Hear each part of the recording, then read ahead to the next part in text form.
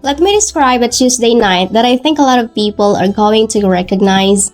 It's 9 p.m., you've had a long day, you're sitting on your couch scrolling through your phone, and somehow, without really deciding to, you've added 3 things to your cart. One of them is a kitchen gadget you don't cook enough to use. One of them is a subscription box you'll forget to cancel. And one of them, honestly, you couldn't explain if someone asked you right now. You check out, $67 in some change. And the moment you close the app, there's this weird mix of feelings. A tiny hit of satisfaction, and underneath it, almost immediately, a low-grade guilt that you push down because you're tired and you'll deal with it later. Later becomes next month becomes the end of the year, and at the end of the year, you sit down to look at what you saved, and the number is smaller than you promised yourself it would be. Again. Here's the thing. That Tuesday night isn't a discipline problem. It isn't a willpower problem.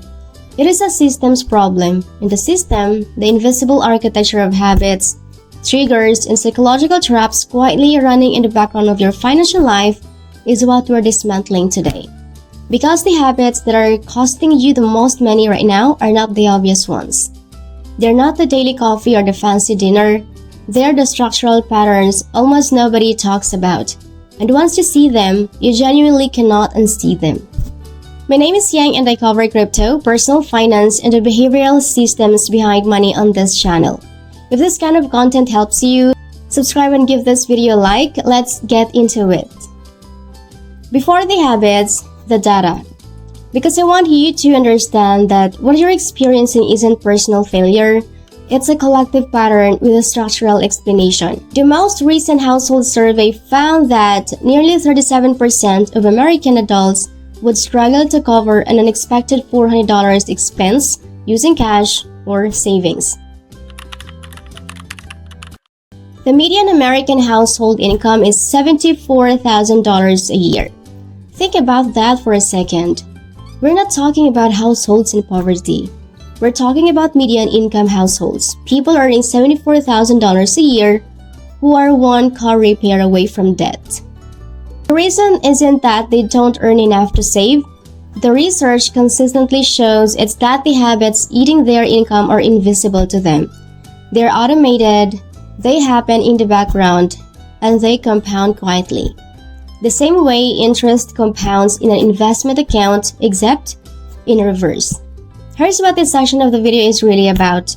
Most people try to save more by adding something. A new budget app, a savings goal, a reminder on their phone. What actually works is removing the structural habits that makes saving nearly impossible in the first place. Subtraction is more powerful than addition when it comes to building savings. Let's talk about what to subtract. Habit number 1, lifestyle creep, the race that never shows up in your account. Habit 1 is personal, because I've watched it happen to people I care about and I've felt the pull of it myself. Lifestyle creep, the slow, invisible expansion of your spending to match and eventually exceed your income growth. Here's how it works in real life. You get a $400 a month raise, genuinely exciting, and over the next 3 months, without making any conscious decision, your grocery bill goes up slightly because you're buying the better version of things. Your streaming subscription expands because you can afford one more. Your car payment increases because this time you went one trim level higher. For $400 a raise, $120 goes to upgraded groceries and dining, $45 for new subscriptions, $180 higher car payment, and $35 is for miscellaneous or small upgrades. That's a total of $380 in new monthly spending. You got $400 raise, your savings went up by $20. Here's the fix. Automate the raise before lifestyle absorbs it. The day your new pay hits, transfer the difference directly to savings or investments. Before you see it, before your lifestyle recalibrates around it, what you never touch, you never miss. What you never miss, you never spend. Habit number 2, subscription stacking, the silent $3,240 drain. This is where it gets really interesting, because this habit hides in plain sight and almost nobody actually knows the real number. Research from Local 3 News found that the average American spends over $270 per month on subscription services. Yet, when surveyed, most people estimated their subscription spending at closer to $80. That is $3,240 per year on subscriptions, most of which people consistently underestimate by more than 70%. Here's the psychological mechanism. Subscriptions are designed to be invisible. They charge on different days. They appear as small individual line items, and they trigger what behavioral economists call the sunk cost fallacy. You keep paying because you've already been paying, even if you stopped using the service months ago. The fix is not complicated, but it requires one deliberate hour. Go to your bank statement right now, filter by recurring charges, write down every single one, then ask 3 questions about each. Do I use this at least once a week? Would I miss it if it disappeared tomorrow? Can I share this with someone else or find a free alternative? Anything that fails all 3, cancel it today. Not this weekend, today. Habit number 3, convenience spending. What laziness actually costs. Look, I'm not here to tell you to stop ordering food delivery. That's not realistic for most people's lives, and it's not the point. The point is convenience spending. Food delivery, ride shares, last-minute purchases, paying for the premium version of something because the free version requires 2 extra steps. These add up to a number that would genuinely shock most people if they saw it annually. The average American household spends approximately $348 per month on food delivery and convenience food alone. $4,176 per year ordering food, and here's the real number. Because the delivery fee and tip on a $22 meal often bring the actual total to $38 or $42. You didn't spend $22 on dinner, you spent $35, and you did that 3 times this week. Here's what most people don't realize. This isn't a spending problem, it's a planning problem. The delivery app wins every time you open your fridge at 7 p.m. and there's nothing ready. The fix isn't willpower, it's friction reduction. Here's the fix.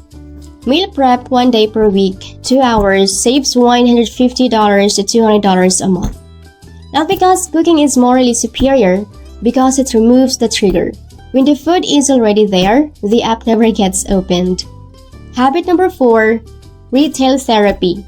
The $1,497 emotional transaction. This one requires some honesty, and I'm going to ask you to sit with it for a second. A survey by LendingTree found that nearly 40% of Americans admit to spending money to improve their mood, with the average emotional spending episode running approximately $143 per occurrence.